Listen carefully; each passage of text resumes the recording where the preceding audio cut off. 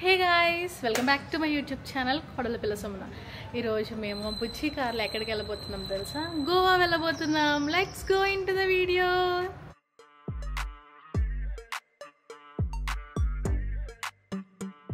సాయి, నువ్వు ఎలా ఫీల్ అవుతున్నావు ఫస్ట్ టైం గోవా వెళ్తున్నందుకు? హ్యాపీగా ఫీల్ అవుతున్నా. ఎంత హ్యాపీ? ఫుల్. గోవాలో నువ్వేం ఎక్స్పీరియన్స్ చేద్దాం అనుకుంటున్నావు? Scuba driving. ఇంకా అంతే. సరే, నేను గోవాలో ఏం చూద్దాం అనుకుంటున్నాను అంటే dolphins view point and beaches. అరే, నా హస్బెండ్ రెడీ అయ్యారు లేదో చూసి వచ్చేద్దాం. నేను మా తమ్ముడు అయితే రెడీ అయిపోయాము, బట్ నా ఆయన ఇంకా రెడీ అవ్వలేదు.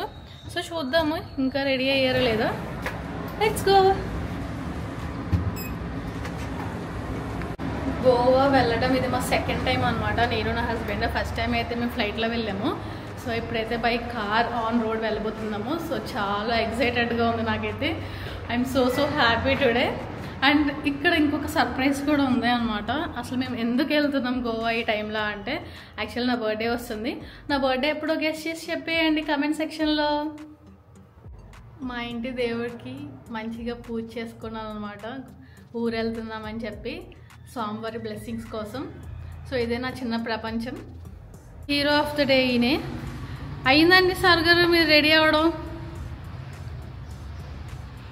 చెప్పండి. హాట్ వాటర్ పెట్టు, స్విచ్ చేసావా? మీ వల్ల లేట్ మొత్తం చూసారా, మొత్తం నా మీద ఎలా తోసారో. లేట్ అవడానికి కారణం నా వల్ల కాదు, లేట్. ఈరోజు ట్రిప్కి వెళ్తున్నామని చెప్పి నిన్న కార్ సర్వీసింగ్ ఇచ్చాం అనమాట. చూడండి ఎంత నీట్గా చేసి ఇచ్చారో. మొత్తం A to Z సర్వీసింగ్ చేయించుకున్నాము. సో మా తమ్ముడు డ్రైవ్ చేయబోతున్నాడు కారు. టోటల్ 700 కిలోమీటర్స్ అనమాట గోవా. సో ఇద్దరు హాఫ్ షేర్ చేసుకోవాలి. బట్ చూద్దాం ఏమవుతుందో. మా తమ్ముడు అయితే ఎవరు నాకు తెలిసి మోస్ట్లీ మొత్తం వాడే డ్రైవ్ చేస్తాడు. కార్ ఎక్కాడంటే దిగడనమాట. అంత ప్రాణం పిచ్చి డ్రైవింగ్ అంటే. నేనైతే ఒప్పుకోను. చూద్దాం ఏం జరుగుతుందో. హైదరాబాద్ నుంచి స్టార్ట్ అయ్యి ఒక తెలంగాణ బార్డర్ రాగానే ఇంకా రాఘవేంద్ర టిఫిన్స్ దగ్గర అయితే బ్రేక్ఫాస్ట్ కోసం ఆగామన్నమాట. టిఫిన్ చాలా టేస్టీగా ఉంది, బట్ కొంచెం over priced.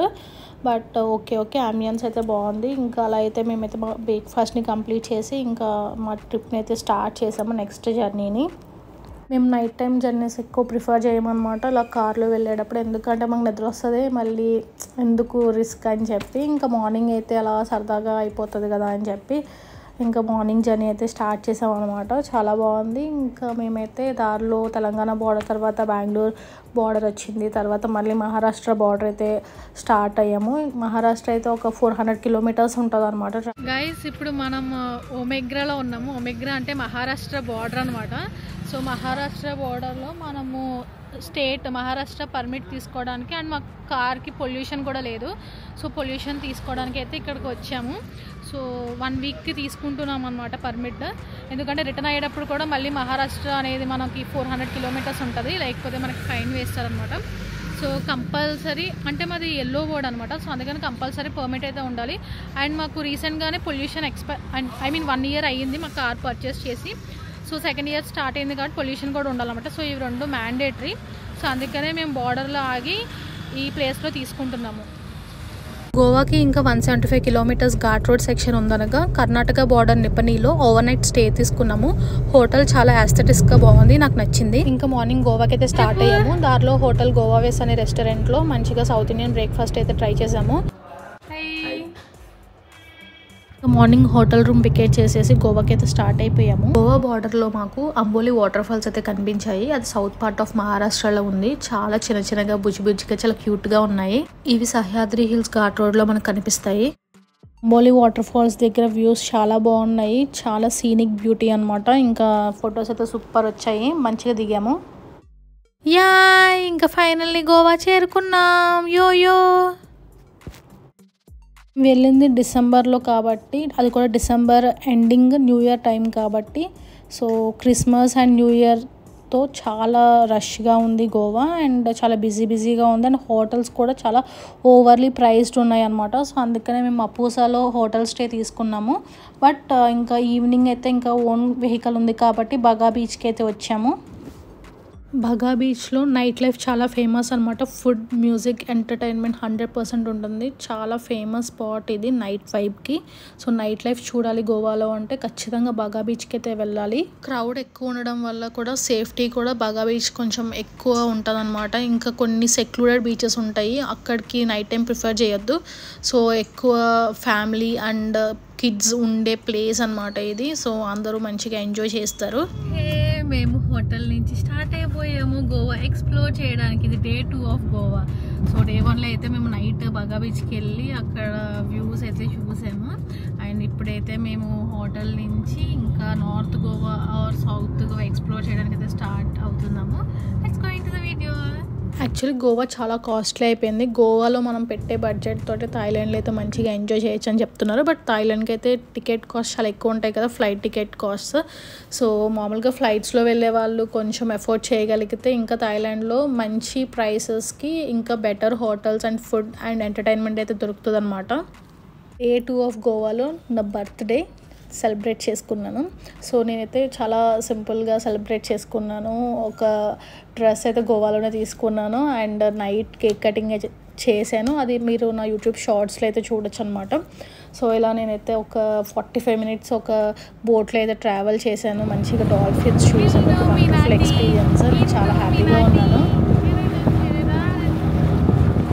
South Goa నెరుల్లో cocoa బీచ్కి వెళ్ళిపోయాం డాల్ఫిన్స్ చూడడానికి. Amazing experience. అసలు 2 కళ్ళు సరిపోలేదు అవి చూడడానికి.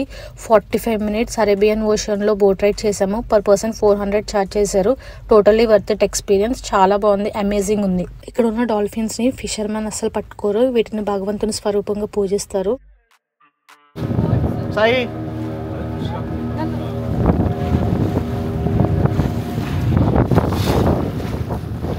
డాల్ఫిన్స్ చూడాలనుకుంటే నా యూట్యూబ్ షార్ట్స్లో ఉంటాయి, చూసేయండి.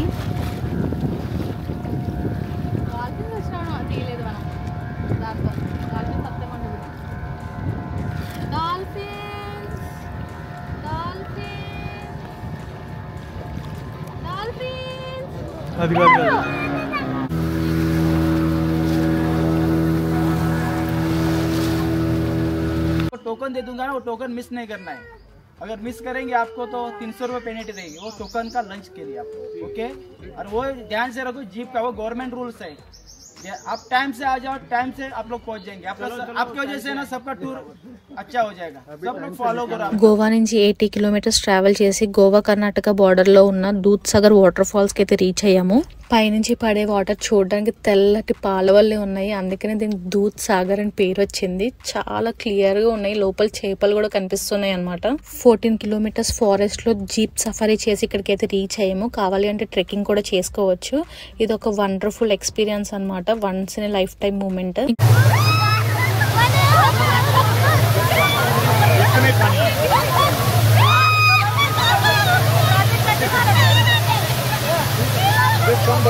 సుమల్ పట్టుకో, అది పట్టుకో.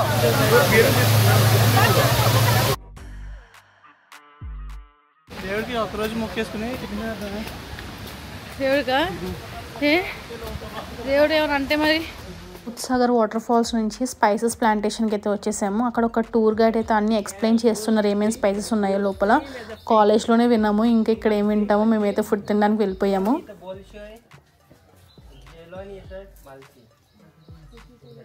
There are 2 different types of cardamom, known as the black and the green cardamom. Both are from the different tree plants, not from the same. Pickle ball Ravi, pickle ball arena అంటది. ఈ బీచ్లో bathing ఎక్కువ prefer చేయాలన్నమాట. ఎక్కువ బగా బీచ్లోనే చేస్తారు swimming and bathing.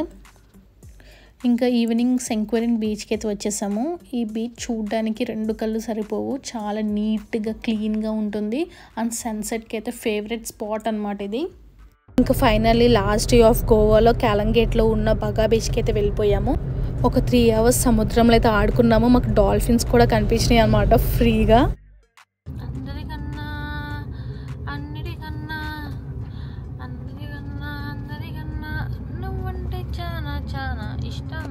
ఇంకా evening night view of Goa అయితే కవర్ చేసాము. చాలా బ్యూటిఫుల్గా ఉన్నాయి రోడ్స్ మొత్తం. న్యూ ఇయర్ అండ్ క్రిస్మస్ సందర్భంగా ఫుల్లీ లైటింగ్స్ తోటి చర్చెస్ అండ్ స్ట్రీట్స్ అయితే డెకరేట్ చేశారు. 2 కళ్ళు సరిపోలేదు అనమాట చూడడానికి. ఫారినర్స్ కోసం వచ్చేయాలి గోవా మనం ప్రతి సంవత్సరం. సాయిగడ పక్కన అయితే ఫారినర్ బిక్నీ చేసుకుని మరి ఫోటోకి స్టిల్ ఇచ్చింది, కావాలని చేసిందిలే, సాయిగడ తెలియదు అంతే. So finally Goa trip complete చేసుకొని ఇంకా హైదరాబాద్ వెళ్ళిపోతున్నాం అనమాట. మార్నింగ్ స్టార్ట్ అయ్యాము నిద్రలేచి. చాలా ప్రశాంతంగా ఉంది. ట్రిప్ అయితే సక్సెస్ఫుల్లీ కంప్లీట్ చేసాము. చాలా నచ్చింది. మేము ఫస్ట్ టైం చూడని ప్లేసెస్ని మాత్రమే ఈ ట్రిప్లో కవర్ చేసాము. అండ్ బాగా బీచ్ అయితే కామన్ అనమాట. So such a wonderful experience in Goa. ఇది ఇయర్ ఎండ్ కావడంతో చాలా రష్ ఉంది, చాలా యాక్టివిటీస్ ఉన్నాయి, చాలామంది ఫారినర్స్ వచ్చారు. Really it's nice experience this time.